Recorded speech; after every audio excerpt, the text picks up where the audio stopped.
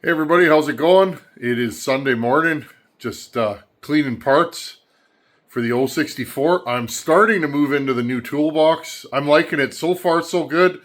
Little here, little there, and I'll get all my tools in there. Anyhow, today's video, let's start putting the 064 back together. I want to work on the carburetor right now. I also rebuilt the recoil. That had some issues, so I just figured I'd rip it all apart and clean and fix everything. Let's get to the bench. Okay, we're at the bench. I have the carburetor apart. This is a Walbro WJ. Just going to pull the jets apart. Make sure there's nothing in there.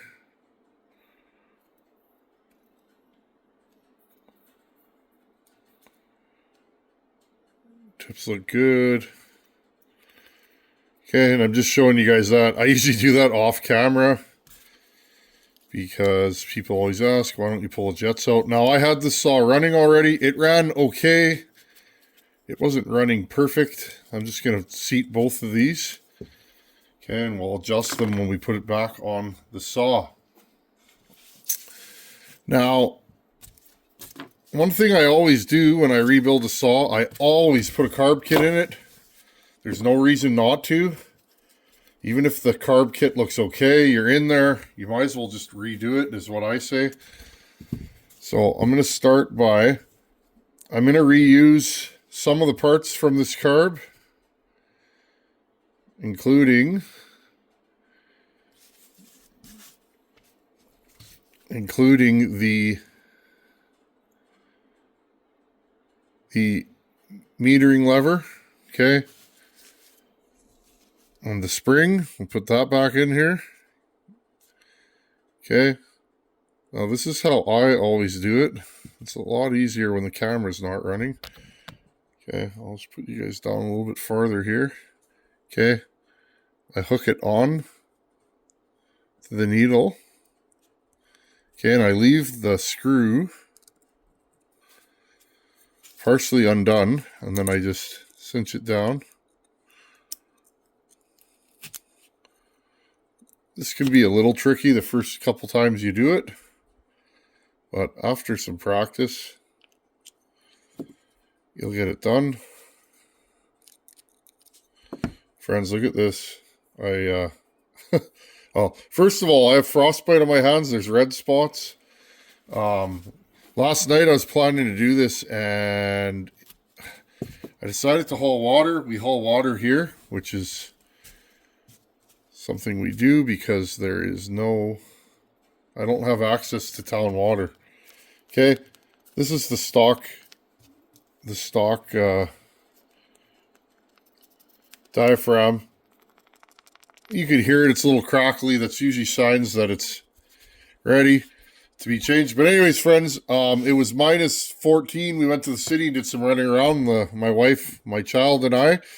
And when we got home, I decided I was going to haul water. So I hooked up the Cummins and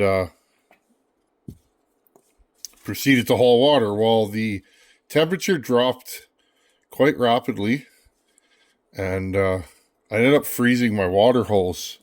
So I spent a fair part of the evening dealing with that. Glad I brought new hose last summer. No, I'm not sure.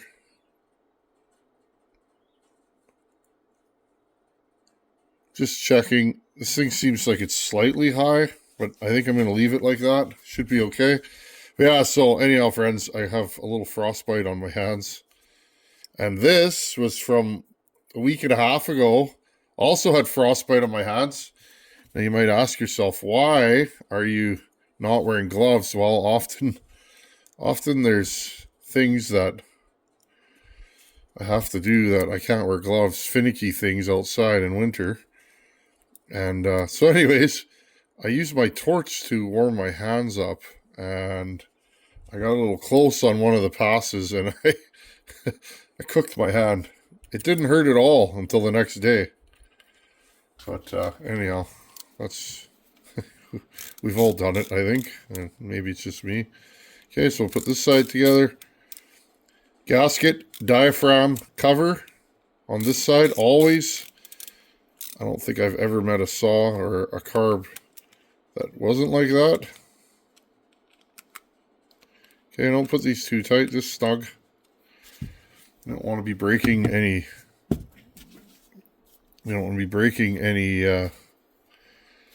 parts.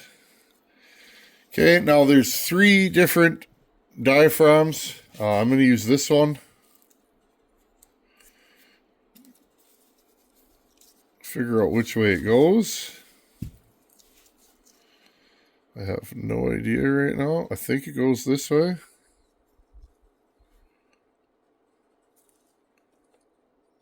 I'm going to say that's the way she goes. Okay, notice it's not covering any holes.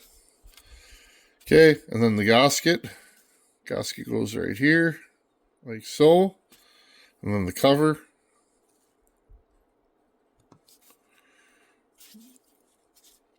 Now this is a pretty standard Stihl carburetor.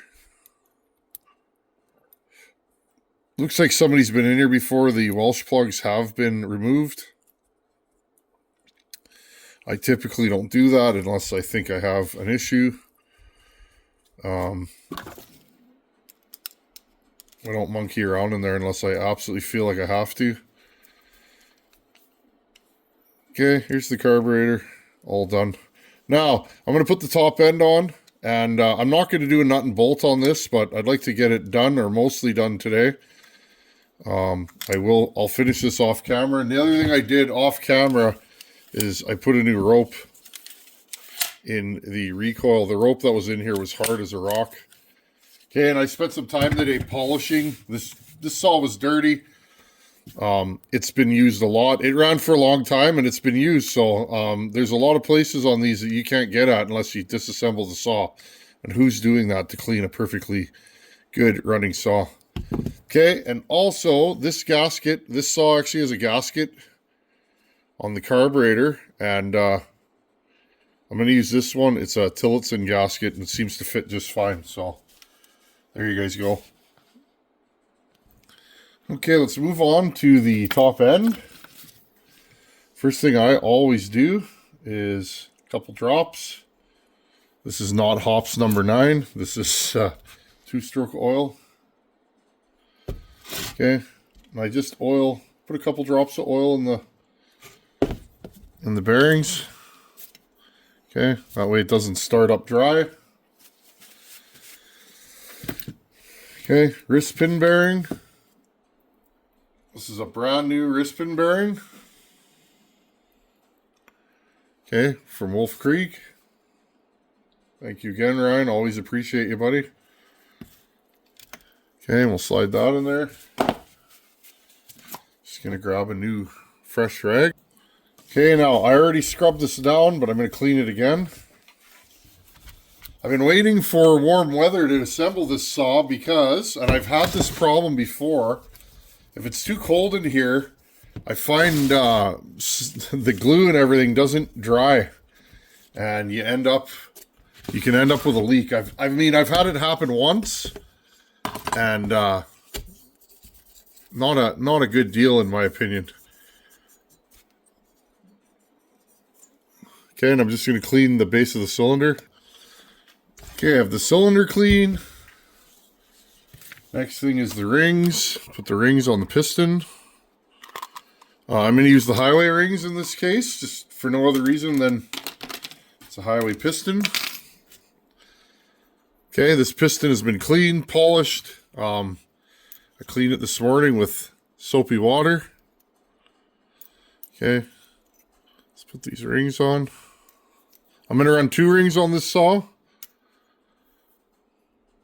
I want to see how this thing runs. I've never done one before, so I made the decision to put 2 rings in it. Again, no other reason than I want to see before I start doing all kinds of changes. You know, how good can this saw run?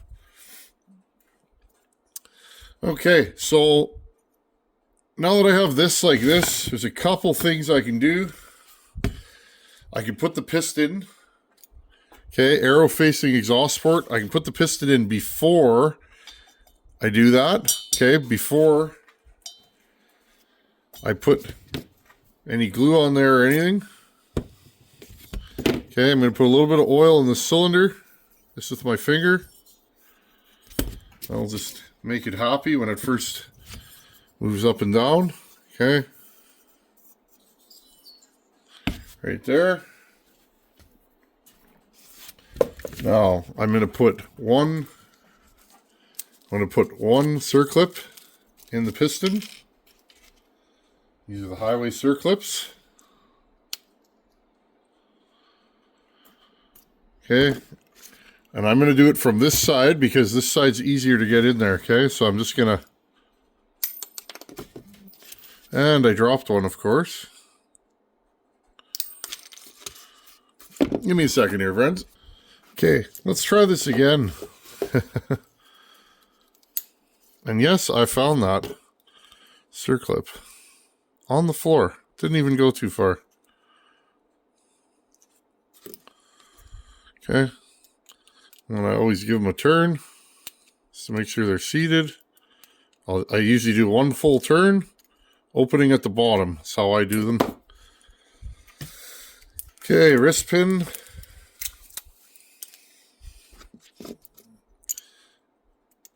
Just pre-checking everything. That fits nice. Okay, we're going to leave that.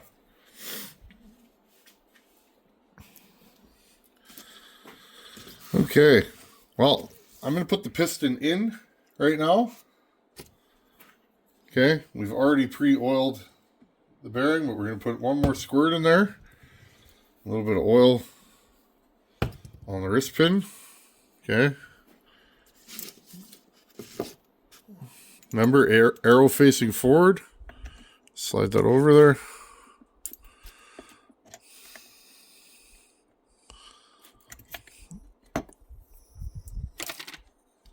Push that in. Grab the other circlip. Same as before.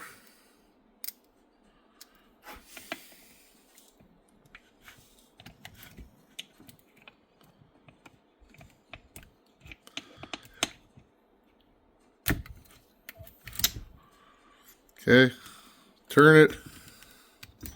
If you turn it and it doesn't come out, it's in there. Okay, facing up or opening facing down. Okay, now let's start putting sealant on here.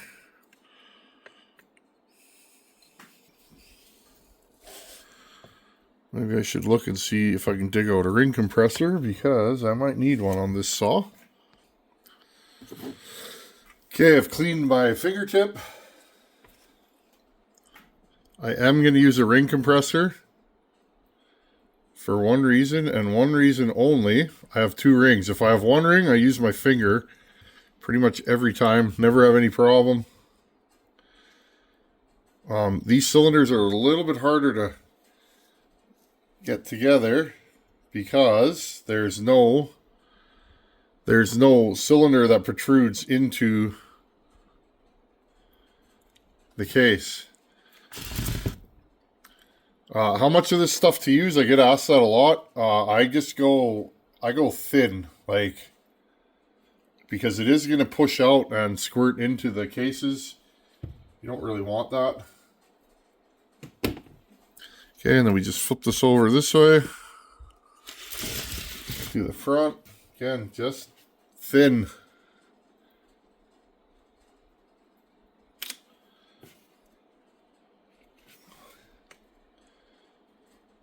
Okay, and this Permatex Moto Seal, I've been using this forever.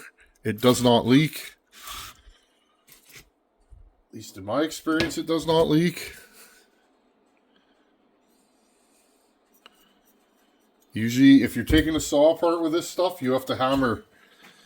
You have to use a mallet and you need to tap the cylinder off. Is usually what I find. It's on there. You can take the bolts off and pick the saw up by the cylinder and it will not let go. I've done that on video. People were questioning. I know a lot of people are not comfortable building a saw without a base gasket. And if that's you, I get it. If you don't like this idea of running no base gasket, have at her. Or if you'd rather do machine work, I know there are builders out there that they'll do machine work and cut, say the squish, they'll cut 20 thousandths off the cylinder base and then run a gasket in there that's 20 thousandths. And that's fine too. Okay. Notice I wiped around the periphery here to get any excess off. Okay, now I'm going to line up the rings with the locator dowels.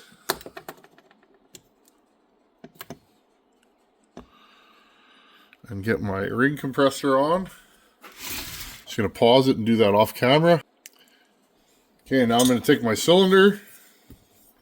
Oh, it moved. Let's try this again. This is always harder to do on camera. If you're doing this at home, it's pretty easy. Okay, there we go. Pull this off. All the way down we go. Okay, and I'll take my cylinder bolts that I already had ready. They're clean. Okay. Put those in there. These ones have to go in from the bottom. You can't just drop them through like on, say, Husqvarna. This saw is not too bad to work on. It still is harder than a Husky though. Stihls are always harder to work on than a Husky, and that's been my experience. But again, that's just me. Send your hate mail. Stihl guys, send your hate mail to tinmansaws@gmail.com.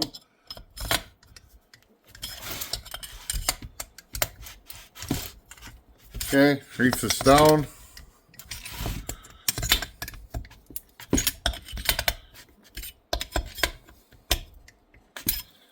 There you go. Okay, I put the timing wheel on this earlier this morning.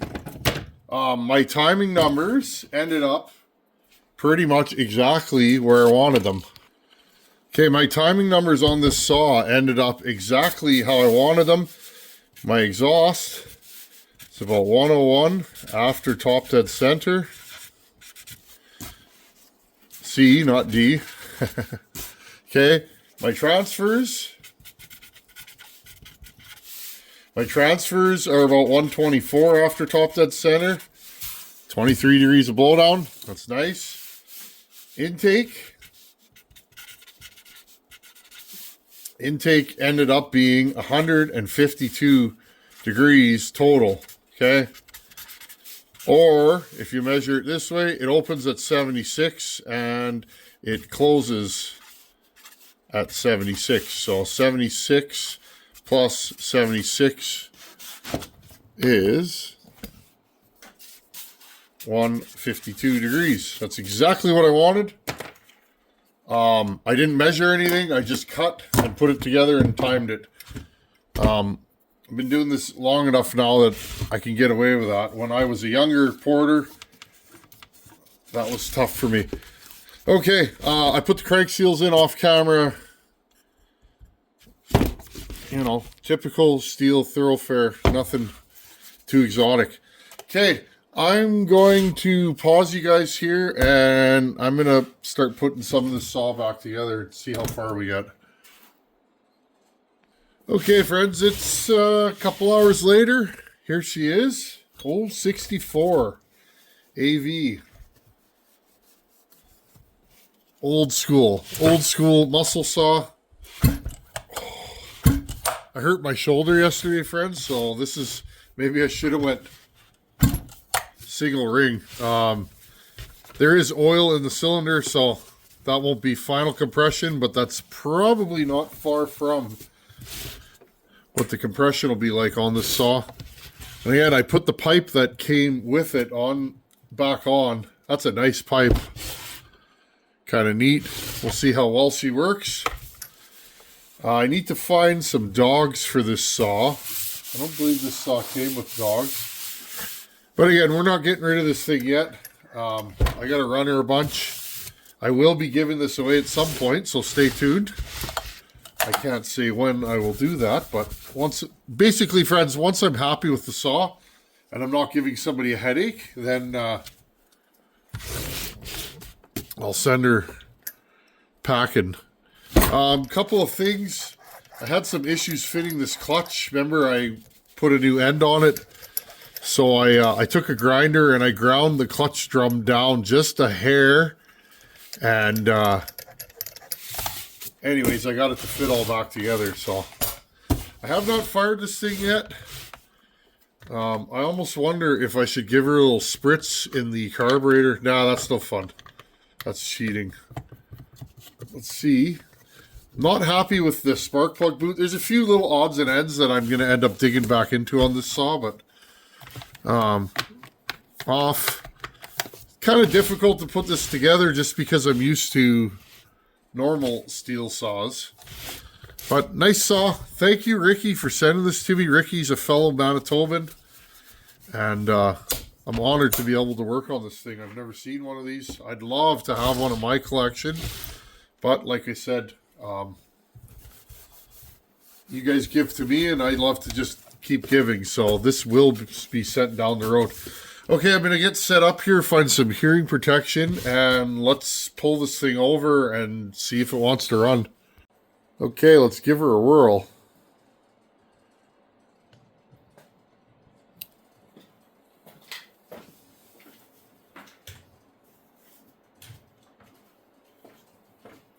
Okay, first fire. Just going to angle you guys down a bit. First fire, I've never run this saw, I've never pulled it over. Okay, I'm going to give it a couple of priming pulls.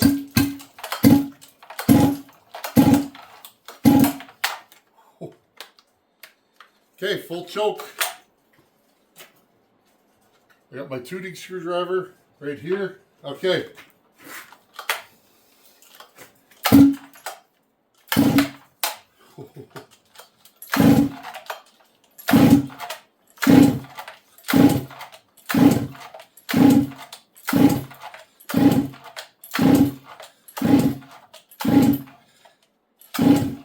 Okay, friends, I'm going to give this thing a prime because I don't want to be yanking on this thing all night. Give me a second. Okay, carburetor had fuel, spark plug was dry. So I gave it a little spritz in the carb.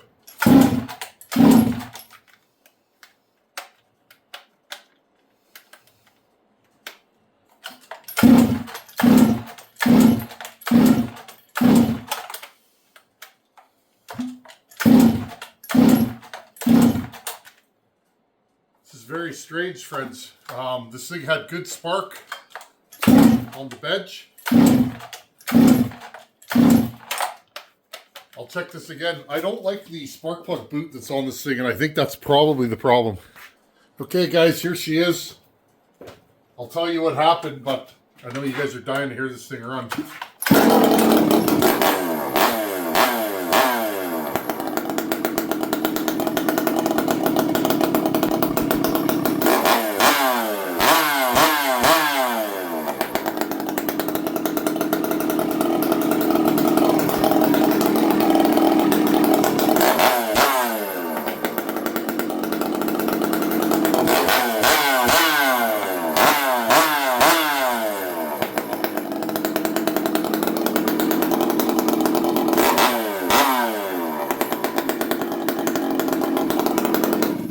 Okay guys, I'm happy.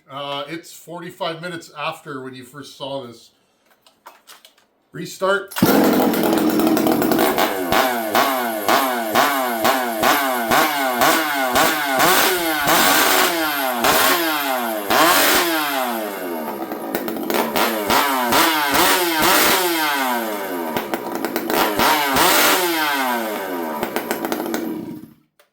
Okay, we won't do much more of that. Let's go back to the bench. My trigger was sticking there. I don't know what's up with that. Hey guys, remember how I said I don't like that spark plug boot? Where did it go? Right here. This thing looked funny inside. Okay. And I pulled it out and look. You couldn't push this onto a spark plug if you're an Olympic weightlifter. So what happened, friends, is it actually fired a couple times while I was off camera. I'll just zoom you guys back here. Okay, it actually did fire a couple times while I was off camera, but it would only fire once. And then I'd pull it over and it wasn't cooperating. And I was like, what the heck? And I was starting to think I have a massive air leak. I was like, did I forget to put a part on this saw, or what's the deal? Anyhow, friends, I ended up pulling it over with the lighter outside of the spark plug hole, and this thing blew flames like it was going out of style. And then I realized this thing was horribly flooded because I was only getting spark sometimes. Okay, so once I pulled it over about 30 times with the jets off. And then once it started running, friends, I couldn't get this saw to idle. And it idles now, and it seems to idle okay. My clutch is dragging a little bit. I'm not happy. I gotta check this clutch out. It feels like it's hanging up a little bit, if that makes sense. It's stiff. So we'll have to see. Okay, everything else works. Remember, this thing had clutch issues to start with. Oh, interesting, and now it's smooth. Weird. Well, I guess it is what it is. Okay, let's fire this thing up one more time on the bench, and then we'll call it a day. I'll idle this thing this week and keep it running. Put some time on it. Do we have a leaking fuel tank? We might. I don't think we do, though. I think that's for me squirting fuel in there. Okay, friends, I'm just gonna play with the idle, and then we'll call her a video. Okay, fire this thing up.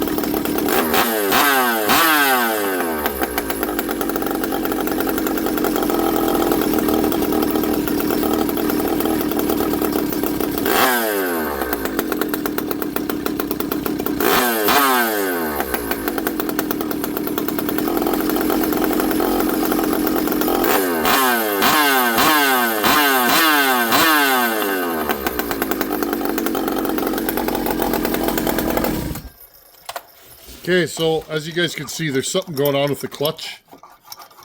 It's grabbing even at a low idle, just like the other one was. So we'll have to check into that and see what it's doing. Okay, friends. Well, this thing runs fairly well. Big. This is one of the higher compression builds I've done. Did that on purpose because, well, I was in the mood for a high compression saw. And notice there's no machine work. Well, the idea was, with the transfer work, I was hoping I could force as much fuel into that combustion chamber as possible. And this thing has a light intake. Okay, I didn't jack up the intake on this thing, and I'm glad I didn't. Also, one more thing that I'll probably do tomorrow or the day after is take the carb off this. I want to set the metering lever just a little bit lower. I feel like this thing may be, well, let's see where we're at on the low jet. Half, one. Oh, we're at exactly 1.5. Okay, well, I'll take that. That's not horrible.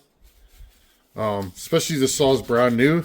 It'll probably be 1.25 by the time it's broken in. Anyhow, friends, thanks for watching. Take her easy, and see you guys in a couple days. Later.